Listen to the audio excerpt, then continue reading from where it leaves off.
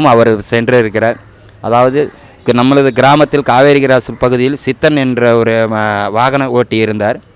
அவர் இப்பாதையில் ஒசூரிலிருந்து நம் தருமபுரி நோக்கி வரும் பொழுது அவர் ஒரு சில நிமிடங்களில் கண்ணசைந்து உறங்கிவிட்டார். அந்த இடத்தில் இறைவனின் மனதில் அவர் எப்பொழுதும் குலதெய்வமாக வழிபாடு சென்று இங்கே வந்தாலும் இந்த இடத்தில் வழிபாடு சென்று கொண்டு தான் போயிருப்பார். அப்பொழுது அவர் அந்த வாகனத்தை செலுத்தி கொண்டிருக்கும்போது ஒரு சில நொடிகளில் கண்ணிமைகள் மூடியதும் உறங்கிவிட்டார். அவரையே அறியாமல் 1 கிலோமீட்டர் தூரம் அவர் அந்த இடத்துல வாகனத்தை ஓட்டி சென்றார்.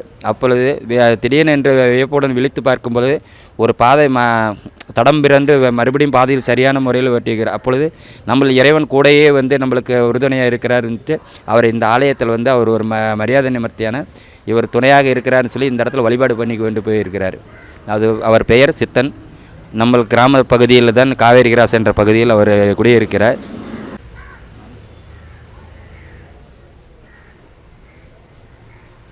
சொப்னே வலதராய் மகாமணி பாதமணி முத்துமணி காத்து கருப்பு கண்டிச்சு பார்வை செய்வனே எது இருந்தாலும் இந்த இடத்துல நல்லபடியாக கொண்ட வலதராய் மகாமணி பாதமணி முத்துமணி